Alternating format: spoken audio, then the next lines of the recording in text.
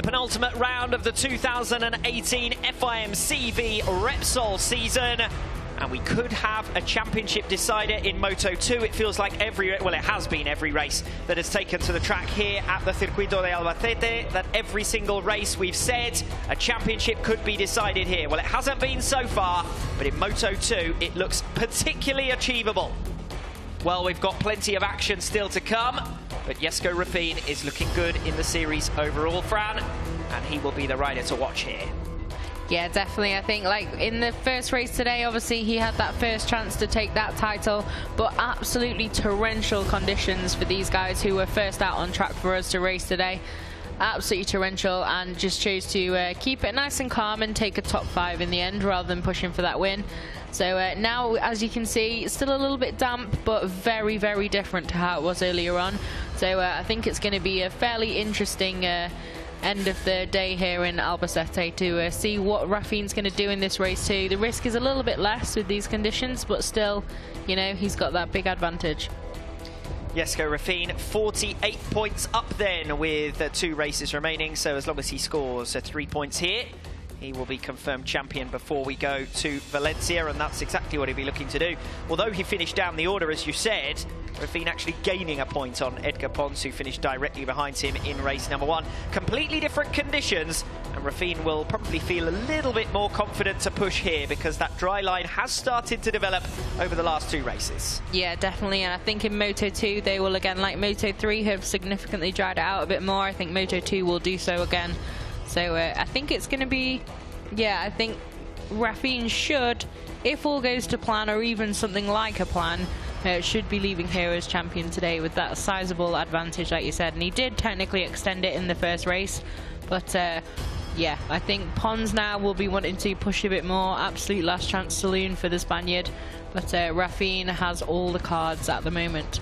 We're putting absolutely every qualifier possible on that, if everything goes to plan. But no doubt about it, Ruffin just needs to pick up the 3 points, and doesn't even need to finish in the top 10 to pick up 3 points. The lowest he's finished all season was in race 1 here earlier on today. In those wet conditions, he played the percentages game, and now that percentage is almost enough to settle the crown. Jesko Ruffin then could become our first champion in the FIM CEV Repsol for 2018. Riders making their way out onto the track, and they'll find something that is completely different to what they saw earlier on. And as to whether that will make any change to the race order remains to be seen. But remember that the grid positions themselves are the grid positions as they were at the start of race 1. So even though Xavier Cardalus did a fantastic job from the 4th row of the grid first time around, he's going to have to do all that work all over again. Yeah, a little bit of a heartbreaker for him. Obviously, he had that incredible start and incredible pace in race 1, but now not only does he have to do all that again, but the conditions, like we've said, are very different.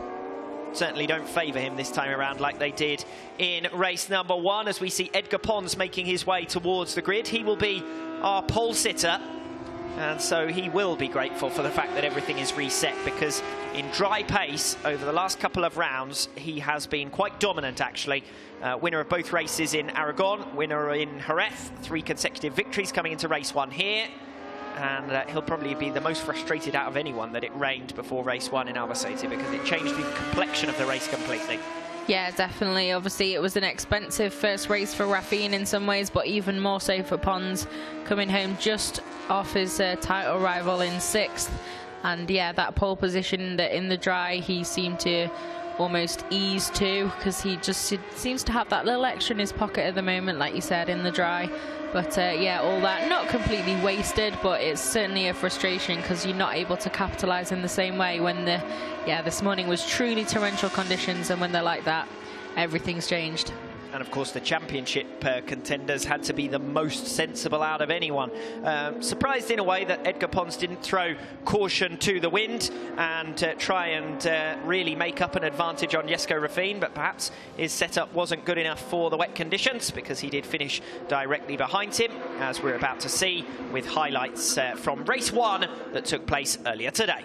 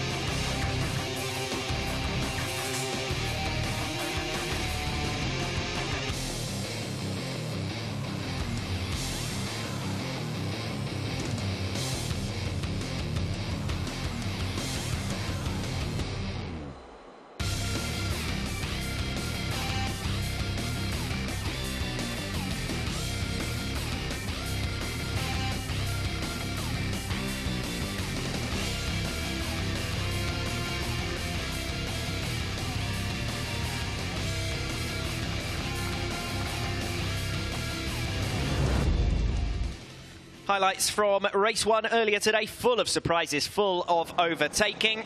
The Moto2 European Championship is normally our best opportunity to catch our breath, but not in race 1 here earlier on. And now we return to the grid with those starting positions as they were earlier on. So an opportunity to take you through them.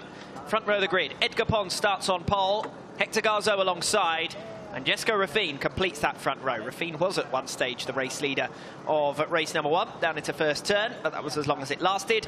Edgar Pons has been the form man in terms of dry pace. Yeah, definitely. You can see pretty deep discussions going on there down on pole position.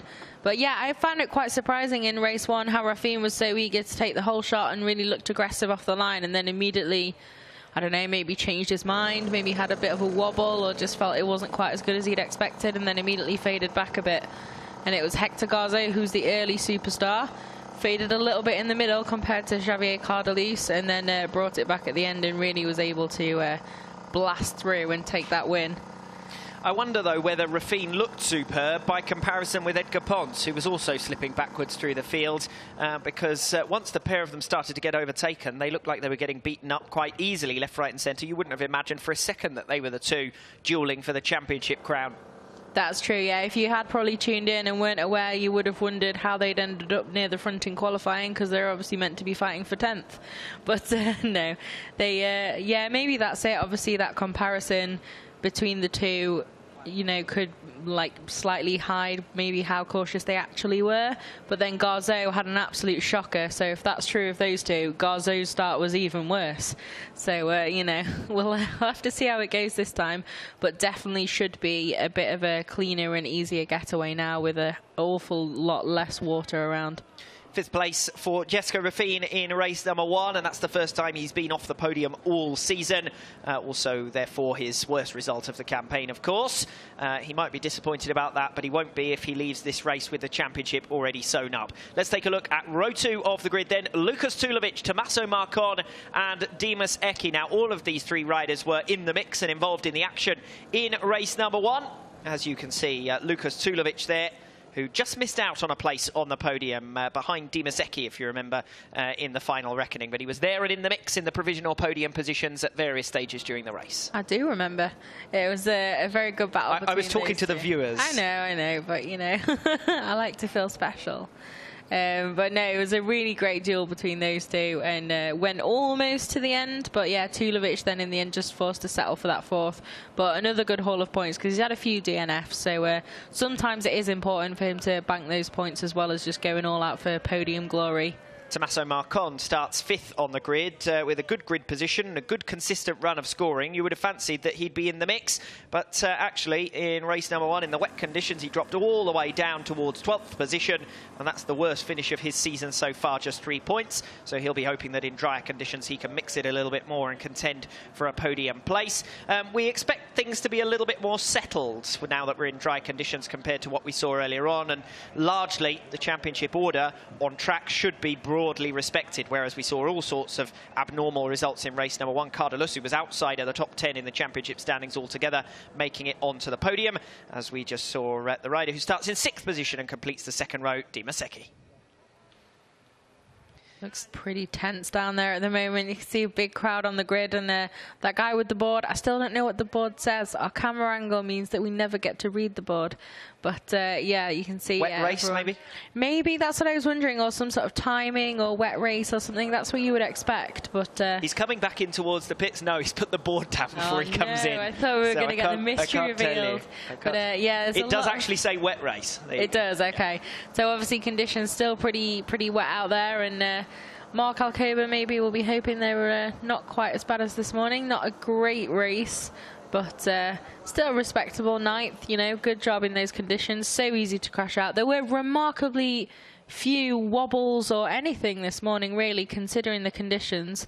You could have really expected a crash fest, but actually No, not at all. All nice and on the road for those guys, and really sensible race from the majority. Which is quite ironic in the case of Marc Alcoba, because that's only the 4th time he's finished this season. So for him to have been one of the ones who did finish demonstrates exactly what you've just said, that in the Moto2, even though it was torrential rain, they were all cautious and sensible enough and all got towards the checkered flag. Row 3 on the grid then. Marc Alcoba starts in a P7. Mikel Pons alongside, and Alessandro Zacconi completes that 3rd row. Yeah, it'd be interesting to see Zacconi and fighting it out with Danny Valle, I think, this morning for the honour of top stock. Well, for Valle, honour of top stock, and Zacconi in that battle in the wet. And yeah, just seemed something happened and he dropped down the timing screens by quite a few positions. So it will be interesting to see if he can keep a little bit, you know, out of that drama and that doesn't repeat itself now, whether he can stay sort of on the fringes of that fight for the top 5, 6, depending on what happens ahead of him.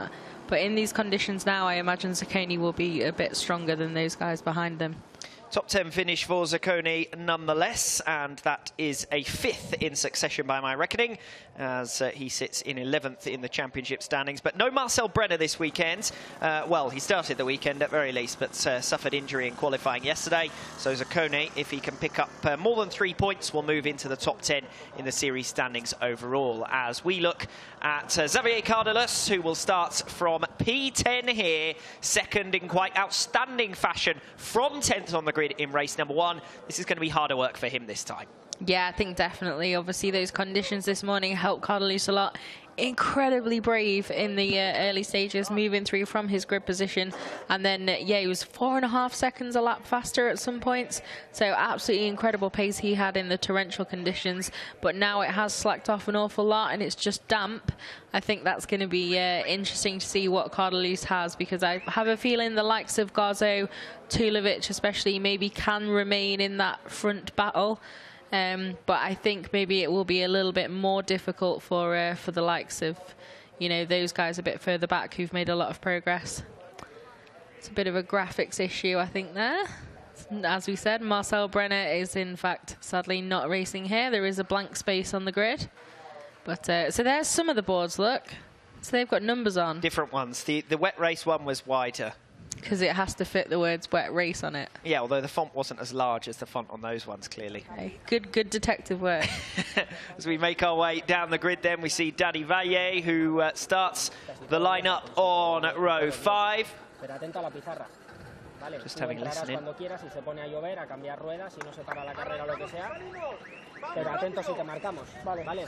Just discussing tyres by the sounds of it. Didn't catch everything that they were saying, but sounded as though they were talking about the condition of the race and whether it would be dry and potential for needing to change tyres again. Yeah, they were definitely saying, I think, keep an eye on your pit board, because that's where we will tell you what is happening in terms of conditions or tyres or changes or anything. Yeah, the Pitara. It's unlikely for a change, isn't it? Yes, I don't think that's a thing in here, but we'll find out, won't we? But no, that's definitely the key message there. Just, laying some groundwork, making sure everyone's on the same page. Here we go then, looking at the first page of our lineup for this one. Race 10 of 11, as you can see, the penultimate race of the season and what could be the championship decider. Jessica Raffin needing just 3 points to seal the crown. He starts from P3. His championship rival Edgar Pons on pole, and Hector Garzo, the winner of race number 1, also lining up on that front row. Competitive lineup right the way through the field. You can see Marcel Brenner is still appearing on the screen, but he was the rider who suffered injury in qualifying yesterday and went to the hospital last night. Also keep a watch out for the Stock 600 riders, as we saw Alessandro Zetti hitting problems first time out in race number 1, and his rivals attempting to capitalise on that.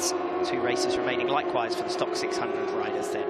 Penultimate round of the season for them. As we see a look at the championship standings in the Moto2 European Championship, Jessica Raffin leads it by 48 then over Edgar Pons.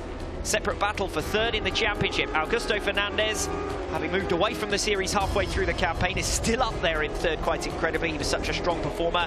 Podium finisher in the opening 5 races of the season. Hector Garzo has moved to within 1 point of him now and could take that provisional 3rd place away.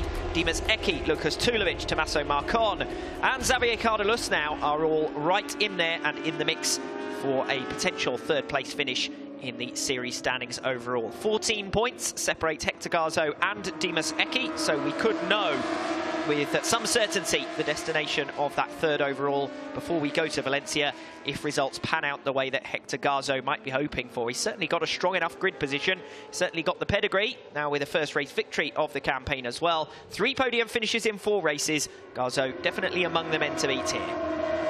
Yeah, definitely. I think that victory will... I think it's a strange one when the conditions change so much, because normally a victory would really pump you full of confidence going into the second race of the day, and you'd feel like you're sort of walking on water. But it is so different. It was. Sorry, the pun or the joke there was unintended. But yeah, obviously it's a bit of a different kettle of fish now, very different conditions, and you can't have the same confidence that you're going to repeat the same result because the track conditions are so very different. So reduced adhesion there. Yeah, and well, for the moment it's not raining at very least, but there are damp areas on this circuit, particularly if you get offline. Edgar Pons then starts on pole position. Hector Garzo alongside. Jessica Raffine third on the grid. These have been the top 3 in outright pace terms over the last few rounds. Can Garzo get amongst the championship contenders once again? Will Raffine just bring it home, or will he go for victory? Pons with the fastest start. Good one from Mark Alcobra as well from the third row. Tries to cut in. Let's see where he filters down into turn number 1. Looks like he's 5th for the moment, at least on the very outside line. 3 abreast though on turn 1, and Alcoba gets shuffled aside. Dimas Eki coming back through down the inside of him. It's Pons who's hit the front. Rafina's lost the position off the line. Through has come Lukas Tulovic for third position as things stand. Yeah, you can see Raffine there seems super cautious through turn 1. Obviously very aware that he'd not nailed that start well enough to be taking the whole shot uncontested, so he just slotted into 4th and kept it nice and clean. But yeah, pretty good start there from the 2 guys on the Mistrals again, right up there at the front, and Tulovic already looking fairly racy. Is he going to dare to down the inside? Comes Lukas Tulovic and through for second position. It was a fairly straightforward move in the end on Hector Garzo, who's relegated down to 3rd place. Tulovic runs in a little bit deep, but not quite deep enough, I don't think. Or will he? No, holds on to the position well, and now he looks as though he's going after the early race leader and pole sitter Edgar Pons. There's not much in it between these 2.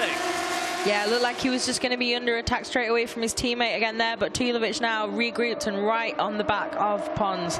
So this could be fairly interesting. See if the German's going to attack soon. I would imagine that will be the plan, and not allow Pons to try and eke out that lead. He's got to be careful as well, because Hector Garzo is still right with him. Jessica Raffine, look, he's allowed the top 3 to go. Do you know what? I don't want any part in this. I'm staying out of trouble as Tulovic comes down the inside and well in advance of turn number 13 as well. He makes that move stick, and very keen to get through as well, I'm sure, will be Hector Garzo on Edgar Pons, who didn't have the pace in the wet in race number 1 and doesn't seem to have the pace in the relative dry of race 2. Looking down the inside then, we've got 2 fights here. Dimas Eki might try and pass Jessica Raffine. Raffine surely won't defend. He doesn't need that 4th position in the context of the championship, and neither does Edgar Pons defend particularly hard against Hector Garzo. And a few spots of rain as well, and that could leave the riders in some problems here.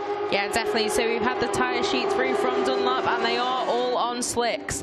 So obviously a few of them more confident than others. That explains the reduced adhesion flags now. It's no longer classed as a wet race, which is probably why the guy with the board left when he did. But yeah, obviously that hadn't come up on your screens, but they are all on slicks, and this is no longer classed as a wet race. So could get pretty interesting now, I think. But these 2 guys at the front really seem keen to break away. And Pons now at the head of a train that has Javier Cardelus moving swiftly through it to behind these 2 championship protagonists. And Raffine is not going to get engaged in battles here. He's not going to be too worried if someone passes him, as long as he scores the 3 points he needs to secure the championship. He's directly behind his main rival Edgar Pons at the moment. He thinks about a move down the inside, but look, he stands it up. He doesn't want to get alongside and connect, although ironically, if he did end up connecting with Edgar Pons, that would probably be the rider he'd be least concerned about hitting, to be quite honest, because that would certainly seal the championship before we go down to Valencia. You're seeing spots of rain on the lens. That's going to make things tricky, particularly as you've said, they're all on slicks as Raffine runs wide, and that's another move down the inside. That's Cardelus who's coming through, and Dimas Eki trying to pass as well on Pons, and Eki in the end can't make that move stick, and coming through to pass the pair of them, Cardelus, and now he's going after after Pons. Pons is holding them all up. Cardalus is the bravest of the brave. Nothing to lose and everything to gain. Yeah, it's getting pretty scrappy in there then, like you said.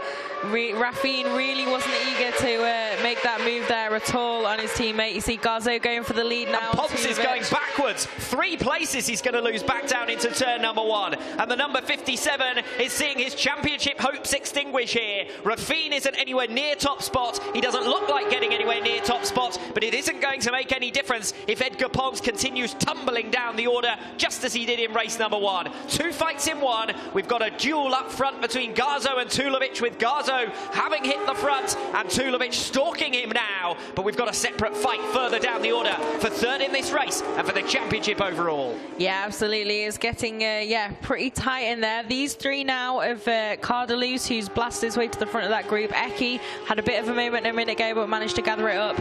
And then you can see Alessandro Zacconi, I think it is, just behind them, staying with them, really making some good progress now. And they have managed to break away from that group just behind them. So it'd be interesting to see whether they've got the kind of pace to catch the guys up ahead in that duel for the win. But at the moment, again, it's all aboard the Edgar Pons train. He just seems to, again, be slightly in the way for those on the chase and a little bit nervous in these conditions. Zacconi down the inside of Dimas Eki. This is for 4th position, which he makes look fairly easy, actually, in the end.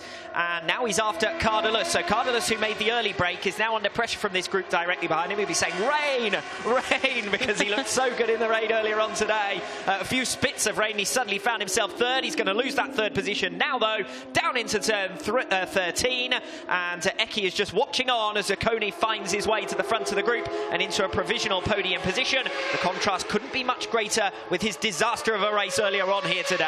Zacconi on an absolute charge now. It's a bit Aragon World Supersport 2016 going on here. Just suddenly appeared at the front and really going for it. So it looked like he was going to run maybe a little bit wide there, but managed to gather it in. Cardalus obviously thought the same. See, ooh, getting a little bit close now. These guys need to be careful they don't lose too much, because they all seem to have fairly good pace. Cardalus passed by Eki then, who recovers that 4th position. These 3 all dueling with one another. In the meanwhile, for the record in terms of the championship, Jesko Raffine has dropped down to 8th position. Remember, he only needs 13th, and that will be enough. So he won't be nervous as yet. We won't be in a Pagliani situation like we were earlier on, where we're nervous right towards the checkered flag. He looks comfortable at the moment. I don't think he will mind too much if he drops another few places, as long as he finishes in the top 13. At the moment, it won't matter anyway. He doesn't need to finish at all. Edgar Pons rather, is only up in 6th position, not too much ahead of him, and certainly not where he wants to be in this race, which is out in front.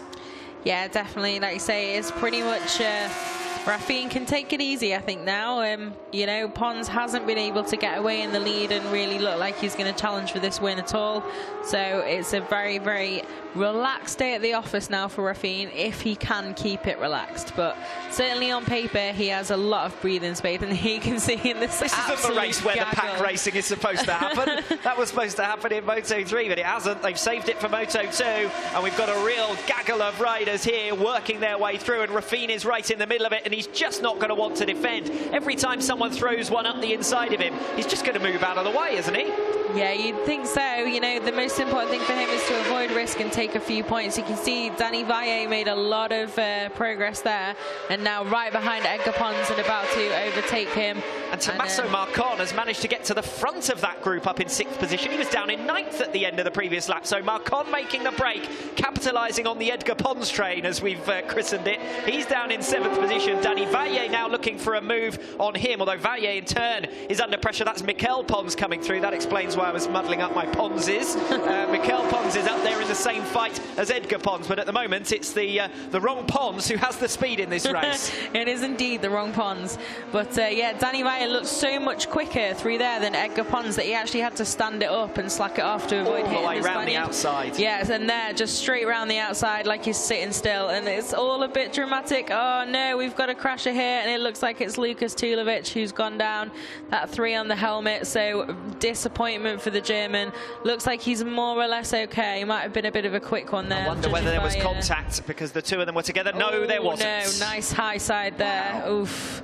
They're always Oof. That is a corner where we've seen a lot of twitches in other we've categories, and that one was a big one. But that one definitely, unavoidable. Once you're flying on that one, there is no return. So Tulovic looking a little bit dazed, but up and seemed fairly okay. So that's the main thing. But disappointing, obviously, just missed out on that podium this morning, and then this afternoon seemed dead set on one, but just asked a little bit too much of it through there. A couple of riders shaking their head now. There are spots of rain falling on the lens. The classic and very scientific hand out of the window says it's not raining very heavily, but we are seeing a few spots of rain on the lens, so a little bit of concern perhaps for the riders, because it already looks as though they're doing a track day. They're really tiptoeing round out there. Zacconi ahead of Eki, who into the pits comes Cardelus. So Cardelus is the first to blink then. Yeah, that's quite an early decision. I could see, obviously normally riders signal when they're going to come into the pits. I couldn't quite decide whether that was him doing that or maybe possibly just a bit of a wacky style through there. But 155s, 157s, 159s all within the top 10, and some of the stock riders are now inside the top 10 positions as well, because some riders have made the decision that it's now to switch and others have made the decision to stay out on the circuit. Eki, who was the one shaking his head as they went around last time, is one of the ones who's decided to stay out on track. Hector Garzo inevitably wants to defend track position. He's out in front, but this could really give us a few surprise results. And what do you do if you're Jesko Ruffin? Because I think he's come into the pit, but that could drop him outside of the top 15. And what will Edgar Pons do out on the track as well? This is a really nervous moment, and you can see now the rain is coming down a lot heavier as well. Yeah, definitely. It's suddenly switched again, and we can see it finally a little bit just outside our commentary box. This is going to be a brilliant nervous now for Hector Garzo. Obviously, when you are that bike in the lead, if everyone, when the conditions change so much, if you're already past the point of pit entry, the guys behind have quite a bit more time to just think about it and see that rain having started, and he's got to complete the whole lap to get back round there. But if the conditions dry off, there's such a long time in the pits. That could be an opportunity if things get better. But Garzo at the moment, hand up there. I don't know whether he's just cautioning the riders behind him that he's slowing up. On track, we've got Garzo leading it from Eki, who's actually passed Zacconi, I think. Must have passed him on this lap. So bravest of the brave. Dimas Eki coming through for second position. Zacconi drops behind. Cardelus was the first rider to blink. The top three all carried on past the pit lane. The rest all went into the pits. Aside from some of the stock riders who said, you know what, might as well chance my arm. It's a have-a-go hero kind of moment for some of those riders who've stayed out on the circuit. Let's see whether they come in this time. They have to, don't they? Hector Garzo, no, it doesn't look like it, will continue on in the race lead, and he's saying, I'll bet on the track conditions drying up.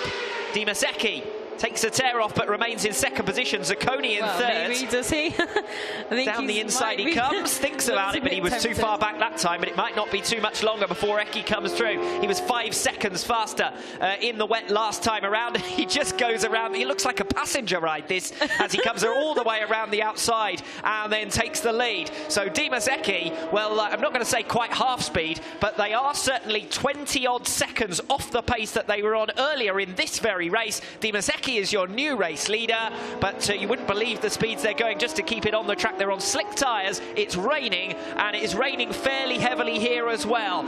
Is it going to dry off quickly enough, though, if it stops, for these riders to stay out and have gained quite dramatically? Because the riders who were in the pits are at the moment showing us a lap down on the timing screens. Yeah, definitely. It is an awful lot of time. If there are guys like Garzo, Eki who stay out, it's a long time you spend in the pits. And what a decision to have to make in a championship fight as well, whether you come in or not. If you were Edgar Pons, would you have not just done the opposite of whatever Ruffin decided to do? I think I probably would, to be honest. There were some battles like we had a few years ago, Mazzano, MotoGP, flag to flag, Rossi and Lorenzo. That's a pass for position. Sorry, Zacconi passes Garzo. It looks like someone coming past a lap runner, but that's actually for position, amazingly. Garzo is dropping back as we see Cedric Tonga coming out of the pit. So the riders are rejoining the action, but they are rejoining quite far behind indeed. And let's see how quickly they start to make up ground.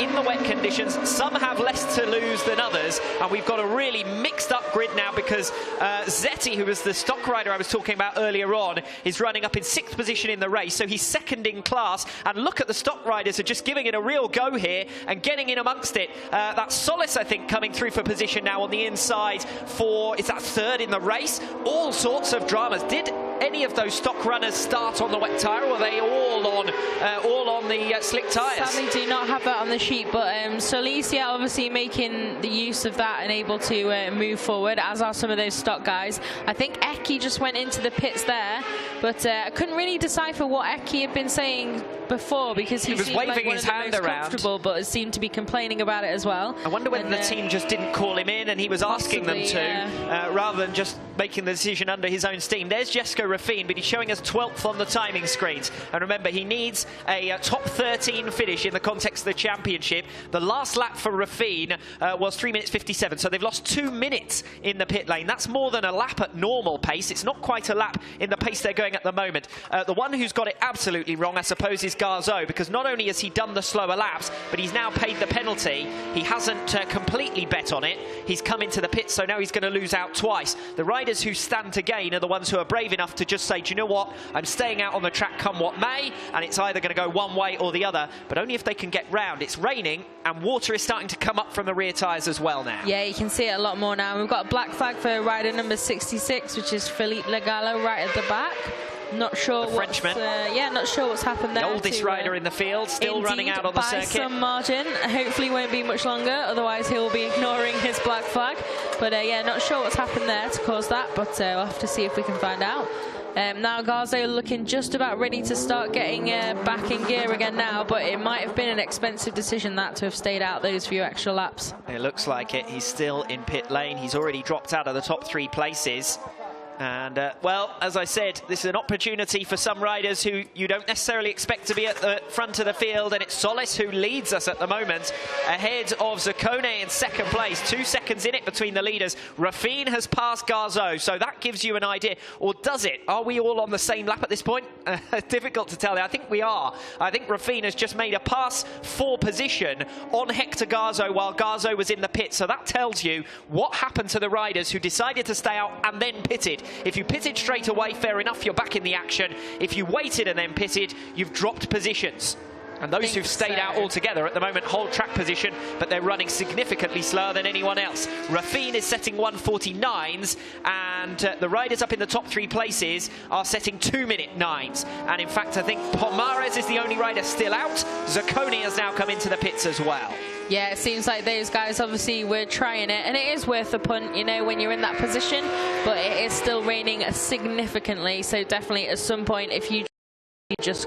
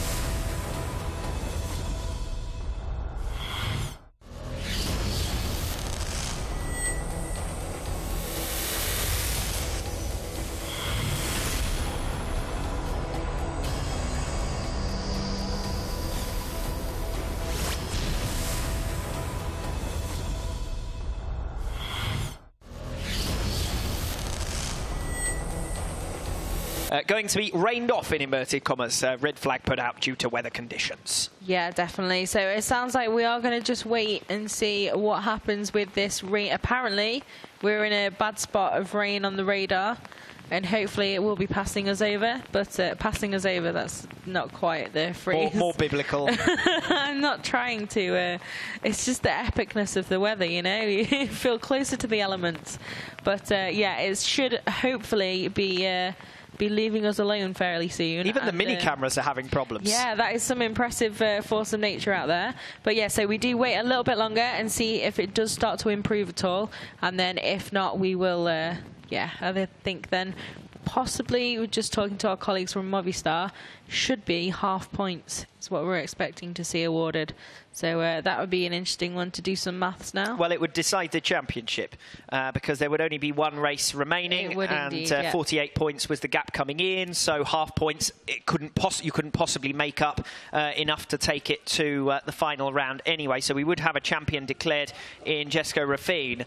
I cannot see us going racing again here today, and I think it is probably a mere formality for race control to make the decision to abandon things here this afternoon. The good news is, of course, that they do have a little bit of flexibility in the time schedule because there's only 4 races planned in as opposed to 5. But part of their decision-making process, we have still got support races to come. So those riders would miss out if we did stop the day's racing, and I'm sure that would be disappointment for them. But for our primary 3 categories, the televised categories here at the FIM CEV Repsol, I think we'd more or less reach the end of the day anyway. It would probably be the right call to abandon things now. Yeah, I would imagine so, and I think probably... That's an advert for whichever company put the drains in the pit lane here. They've had to close the shutters to stop the water from getting in. Wow, that's what our balcony looked like in Barcelona until we managed to clear the drain. Attention-seeking, So, asking the cameraman to come in. He'd need a boat to make it in there, wouldn't he? That looks fairly wet and very, very unpleasant. These are the type of pictures I'm used to seeing coming from Cumbria in the UK. Yeah, definitely. But I'm enjoying that. That's good teamwork there. Good stuff. But are those the same guys who had their meal trays out earlier on who were trying to spoon the water? Do not believe it is. No, I think they're a bit further down pit lane. I think it was the guys near the top who were doing that before. So we're passing down the oil trays now and letting everyone have a go. I think we are. But that is just crazy. Really Australia Galicia team there, preparing to bring down the shutters quite literally. Surely seeing these images as well, Race Direction must be thinking, this just isn't going to happen. Yeah, it's a bit extreme, isn't it? But it's not raining as heavily now, yeah, it ironically. seems to have really slacked off a lot, but obviously it's left an awful lot of consequence in its wake. So if they did decide to get going, I mean, just from that shot, you can see the iris, you can see the sun coming out just on the reflection on the water there. Theoretically, you could get the track back to a point where you can race on wet tyres or with wet tyres, but just the pit lane sure how you would be a problem. Pit lane. Yeah, exactly. Because at the moment, they're struggling. It's up above their socks in the pit lane there. Particularly one end of the pits, which must be higher, slightly higher than the other. Yeah, you can see the end nearest to pit exit seems to have escaped a lot of that horror, and it's those guys just in that dip towards the other end that seem to be really trying to bail it out. But if you're Luis Pomares, you are standing there and you are petitioning race control to say this isn't raceable. No way, we can't get the bikes out. Anything to try and get the race called at this point, because having finished first at the end of the previous lap, he would be in line to take the victory. Absolutely. I mean, nice to see everyone's relaxed about it. Made an absolute... oh dear. Wow, you can really see how deep that is though there at that end of the pit lane. It's yeah, pretty excessive amounts of water down there. I don't know what it's like actually. We're not that far away. We're just in the control tower towards that end of the pits. Yep. You can see our door below us from here. And yeah, I'm quite interested to see when we go downstairs next time whether we are able to exit the building, because that looks like an awful lot of water that's collected down there. Yes, indeed. Plenty of rain here in Albacete. The sun has come back out, although there's a sort of Addams Family style cloud hovering over the middle of the circuit at the moment, looking very grey and menacing. And I do wonder whether Race Direction will say we've probably got far enough and call it. Edgar Pons won't want that to be the case. If there's any chance of getting back going again and keeping open the chances of securing this title, or having a hope at least of taking the title to Valencia, as our cameraman earns the danger money for walking down the pit lane in the wet with the camera, just to bring you the images of the teams who quite frankly seem to be enjoying themselves out there. I like the way you say that with a little bit of disdain. Like, no surprise. You should be more horrified by this. Surprise, frankly. And a spider there, just what I wanted to see. Not at all a terrifying and horrible creature. It's not in the room, it's only on the screen. True, although I think there was one over there earlier that you didn't see. But so here we go. You see the track looks significantly improved compared to even just a few minutes ago. But that pit lane it is still raining. It is still raining lightly, but that pit lane flood is definitely an issue in itself. I mean, if we can get back going again, fantastic. I presume that we'd resume with the grid positions of the results as they were at the time of the stoppage, as opposed to the grid at the start of the race, and that would give us a bit of a shake-up that would make things quite interesting. But wow, there's a lot of work to do for the teams before we could get started again, so there could be quite some delay here. Yeah, definitely. I think it's also a bit awkward, obviously, if there's one garage really getting rid of that water out of theirs, it's only going to flow into someone else's. So I feel like maybe they need a little bit more coordination. They're not even trying to put it in the drains, are they? They're just tossing it back outside, where it came from. Yeah, exactly. So it's rolling straight back in. But, well, they're not experts with the rain in this part of the world, are they? We're used to sunnier conditions when we come to Albacete, but red flags shown to bring an early conclusion to the Moto2 European Championship. Second race here this weekend. And clearly, with a championship on the line, Race Direction won't want to be deciding the outcome of the title. They'll want the riders to decide that for themselves. The marshals look happy enough, which is impressive. And, well, the way the sun's beating down at the moment, actually, it's the sunniest it's been all day here. So it could dry off enough to get us back out there on wet tyres, but any sign of the dry races we had, or largely dry races we had earlier on, is completely gone now. Yeah, definitely. You can see now a bit more coordination down in pit lane as they're trying to get that water out, but still really, really dark clouds in the background of the tower, and then the pit lane just to the left of that tower. So we are in that building. Hello, wave if you can see us. But yeah, it looks really, really dark over there. But we have got blue skies elsewhere and a bit of sunshine. So we'll have to see if the track can improve to a raceable point, or if that pit lane flood as well is going to play a role in their decision. But yes, zooming in on that, cameraman seems intent to zoom in. We can see the horror, don't worry. We've been aware of it for some time. But yeah, I think it's pretty grey over there, certainly still. So we are away from any decision being made at the moment. Consideration is being made, and we have been informed that we will be able to give you news as soon as we've got it. But fairly ironic sponsor there. Andhra Pradesh, India's Sunshine State. Sorry, continue. We have also been advised, well, also appropriate Swiss, we've got to wait 10 minutes on the watch before we can know what we're going to be doing in terms of possibly getting back underway or possibly cancelling the race. And in the meanwhile, Race Direction have 10 minutes to work out what would happen in terms of points. We've already ascertained that we reckon it could be half points. It seems unlikely to be full points. If they'd reached 2/3, if they'd just done 3 more laps, then we probably wouldn't even be having this conversation now. I think they would have said, you know what, we've done enough. Cancel it at 2/3 race distance, full points given out. The championship is settled, but instead they are still considering what to do here.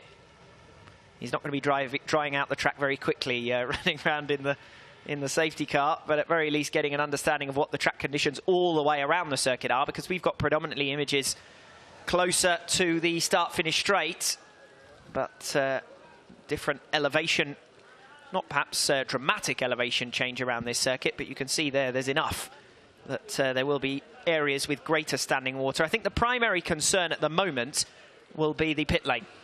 Yeah, definitely, I would agree. I think looking at the lap there with the safety car, I would say maybe the conditions are even better than they were for the race this morning.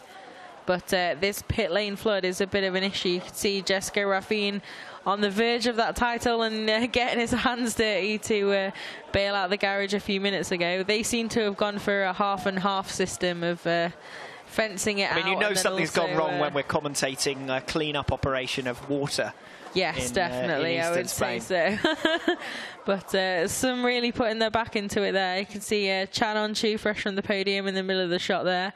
They don't seem too bothered about really getting all that involved, are they? Just looking at the water and then watching these guys. I have been advised as well that some of the teams don't have power at the moment in their pit boxes, which clearly is as a result of that water. So waiting for confirmation on anything that may be decided. Nothing official as yet, all conjecture from us, but our summation was that it seemed most likely that it would be a cancellation and that, you know, points would be awarded to some degree for the fact that we'd reached 9 completed laps, but not 2/3 that we would have needed to reach to get full points scored here today. I mean, this is a different form of entertainment, but it looks like they've got the majority out of their pit box, but that's at the other end of the pit lane to where the vast majority of the problems are. It seems the drains have burst at the top end of the pit lane.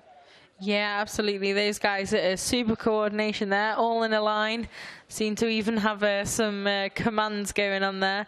But and these guys, again, that's a good use of extra resources there, that long piece of whatever they've nabbed there to help them out. But well, I think the others were using little oil trays, weren't they, to try and catch it? Yeah, oil trays and brooms and all that kind of stuff. So using a big panel like that, definitely a good idea. And are we now going to see a poor innocent child dropped into that puddle? No, luckily no. The cynicism. I'm sorry, I'm a cynic. I'm a cynical person. I can't help it. Yeah, we are talking about a young lad picking up a small child. Exactly. Come on, it's the perfect teenage boy manoeuvre there. But yeah, it looks like it's definitely improving in the environment and in the sky. Yep. Although it's still a bit of a and the track as well, to be fair. Just this but pit I think lane. it's the pit lane that will cause the biggest problem. And to be perfectly honest, you know, even the riders seem to have relaxed to the stage that they're not going to be too desperate to get back out onto the track, I think. And if we did get going, there would be a significant delay before we could get back on, particularly as the riders have changed into civvies in some cases by the looks of things. Yeah, definitely. I think it's yeah, it's going to be quite a while, I think, before we see lights out, if we do see lights out. But the battle continues for these guys, valiantly still pushing that water out. That the final box on the end, I guess that, I don't know, that must have no one in there, or they've just given up very early on that task. Or theirs is okay. I mean, because some of them, depending on how high they are, seem to have escaped the worst of it. But there are certain pit boxes that look more problematic than others, shall we say. Yeah, still definitely. Waiting for, I did say that we certainly were told to expect not to get any news within 10 minutes, and that was 5 minutes ago. So we're still a way away from having any further information about the status of the race here in Albacete, the final race of the day, and we were only 3 laps away from being able to call it a day. But at the moment, 3:15 local time, so there's time if they wanted to delay it before getting back underway. But I wonder how many riders will be keen on that course of events. Jessica Raffine will want it to be cancelled at this point, won't he? Rather than going back out onto the track. He looked a little bit vulnerable in the early stages of that race when it was sort of mixed conditions and he wasn't willing to fight and everyone was sending moves up the inside of him and he was backing out of it and letting them go, and he was down in 11th at one point. So he would be the rider who would be least keen for the race to get started. And then, of course, the rider who has the most to gain from an early stoppage, which is Luis Pomares, the one rider who stayed out on dry tyres, slick tyres, while it was raining out there. I was going to say dry tyres, but you couldn't even call them that the way the rain was coming down. Slick tyres he was out there in full wet conditions.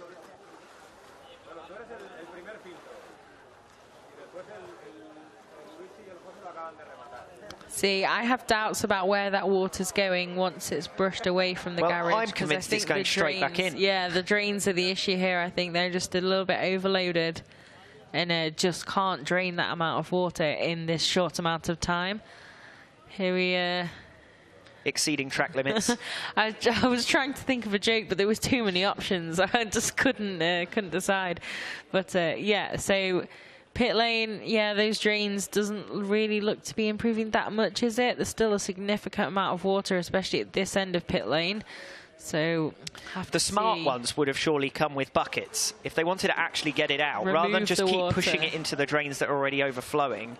Pick it up and literally chuck it somewhere else into grass or something. Because there's a lot of grass around here. Well, you'd have to walk to one end of the pit lane, but this is not making much of a deficit at the moment.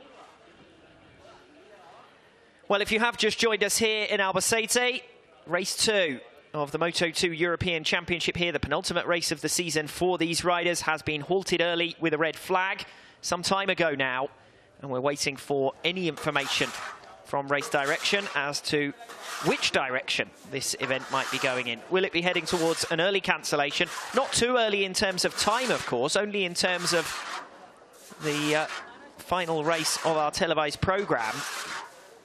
But as you can see there, it's wet weather conditions all the way around, but it's blue skies, and that will be the main temptation for race direction to try and get us back on track, because it's not the weather conditions at this precise moment that are causing us issues. Yeah, definitely. It's just the flood in pit lane, really, I think now. I think the track looks fairly acceptable. Certainly we raced in very, very heavy rain this morning, and it was a very difficult race for these guys. And I don't see any significant real difference between the track then and the track now. So it really is just this pit lane situation. Obviously, those drains just not allowing that water to drain at the rate it needs to. And still a few puddles there at the end, but the other end especially, they seem to still have a really significant puddle that's extending down quite a few garages. So here you can see some standing water at the side of the start-finish straight. So again, it's all part of that same issue, isn't it? Just over there and near the pit complex, it just appears to be, yeah, just at least not it gives able the circuit to drain. a heads up that that's something they need to look at for future seasons, not only in this championship but others as well. Because a sort of flash flood halfway down the start-finish straight is not ideal. Actually, the thing I'm most surprised about at the moment is the fact that the teams are all getting to work on their big puddles, and the track staff are not doing anything about that massive puddle on the circuit on the start-finish straight. So if we are to get back going racing again, someone would come and have to hoover up all of that water. Yeah, that's very true, actually. The pit lane looks like it's going to maybe be a little bit more in action before they're going to deal with that puddle on the start-finish straight. Because obviously, yeah, we hadn't seen that before, but that is quite a significant issue, and they'll definitely need to deal with that.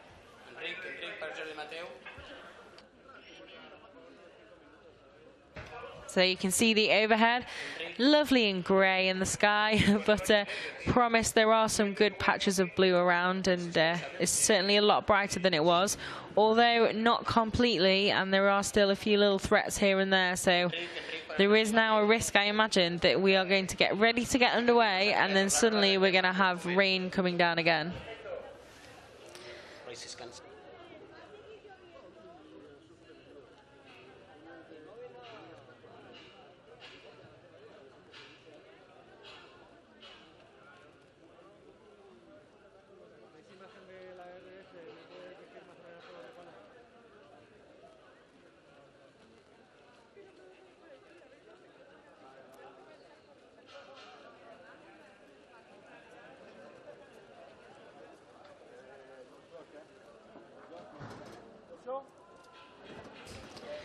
So here we rejoin you again with a bit of a door drama down for the Swiss Innovative Investors Junior team.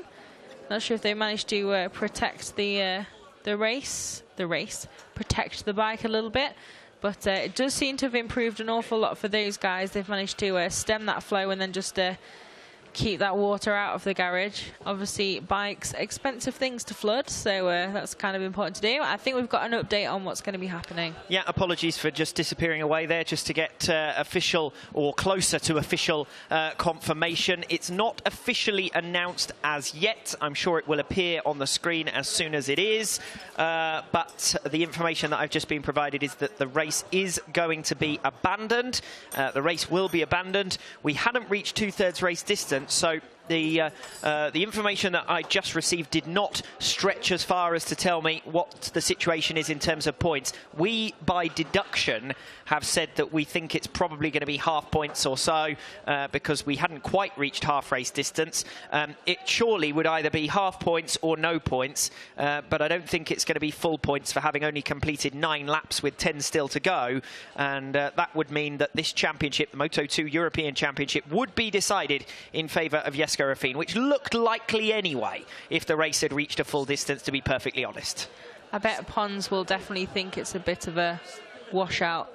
But yeah, no, it's definitely obviously looking fairly likely Ruffin was going to wrap up the title today. Bit of a shame to have these interruptions and all this drama kind of come into it. But, you know, he has definitely come out on top throughout the course of the season in general.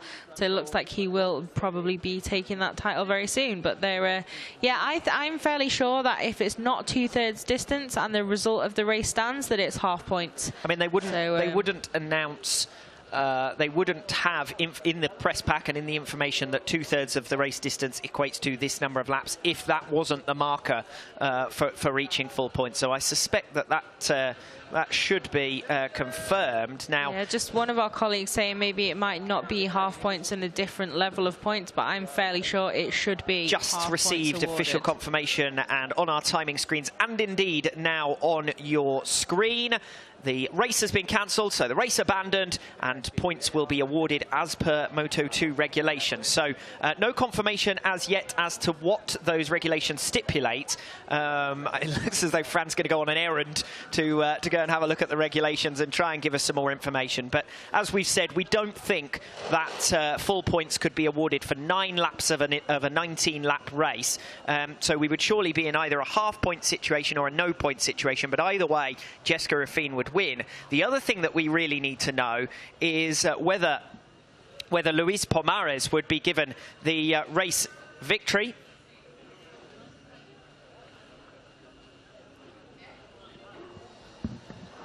So, yeah, just receiving a little bit more information in my ear. As we continue ahead of a podium celebration here today, we wait to receive official confirmation that what we've got on our timing screens, which was the roll back to the end of lap number 9, as to whether that would be the official result in the podium positions. I don't think they'd completed the full 10th lap, or had they? Not whether the leader had, at very least, I don't know. But we haven't got confirmation on that. My summation, and what I've been saying for the last 10 minutes or so, is that I would suspect that it would be Pomares, Cardelas and Tommaso Marcan who would be on the podium here today, and that the result of the race would also determine the championship in favour of Jesko Ruffin. A little bit of confusion, certainly among the riders, as to exactly what this means. The points will be awarded as per Moto2 regulations. Some of the riders there seem to be keen to get back out on track, but we've already received official notification that the race has been cancelled. So that notification obviously hasn't made it to the riders yet, although it looks like they might be about to get told. See if we can listen in.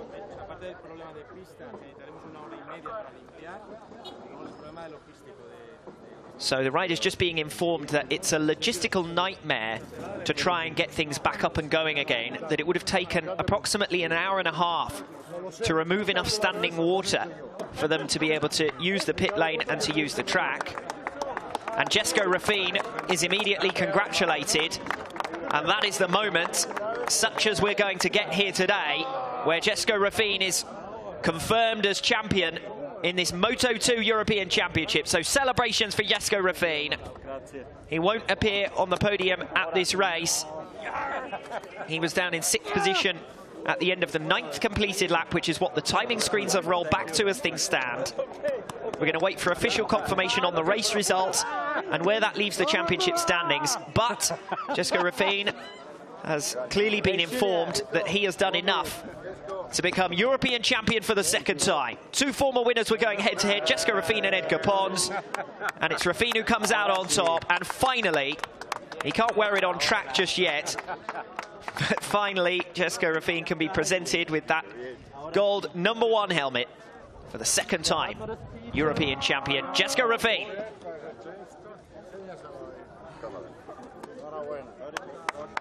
Just receiving all the congratulations down in pit lane. Jessica Ruffin, who points to the number one, the European Moto2 champion for the 2018 season. Race abandoned here in Albacete. The final race of the day it was, and we'd reached 9 of the completed laps anyway. So spot on decision from the race direction here in Albacete. They had to leave it some time to see if they could get it back going again. Remember, the safety car was going around doing laps just to see if the conditions were improving significantly enough. And in the end, the decision has clearly been made that that was not going to be possible. So it's Jessica Ruffin who secures the title with a race to spare. Remember, we will be back going with the FIM CEV Repsol at the Ricardo Tormo circuit in Valencia on the 25th of November. 2 races in Moto3, 1 race in the European Talent Cup, and a glory run for Jessica Ruffin in Moto2, Moto3, and the European Talent Cup will be up for grabs, those 2 titles. Looks as though our broadcast might end before the podium celebrations here today, and we don't have official confirmation as to the result as yet. As I said, the timing screens are showing Luis Pomares ahead of Xavier Cardelus and Tommaso Marcon, which is where we were at the end of the 9th completed lap. Waiting to see if we get any further information about that before we come off air, but otherwise just remains to congratulate Jessica Ruffin. Super effort all season long. He had the margin in the championship coming into this race. He only needed 3 points after his efforts earlier on here today, and he's done enough with an early abandonment of this race to secure the championship with a race to spare. The Moto2 European Championship, still waiting for an official result to be published. Just keeping an eye on those official results as they filter through to us up here in our commentary position next to race control. But it's Jessica Ruffin who will be champion in the European Moto2 Championship.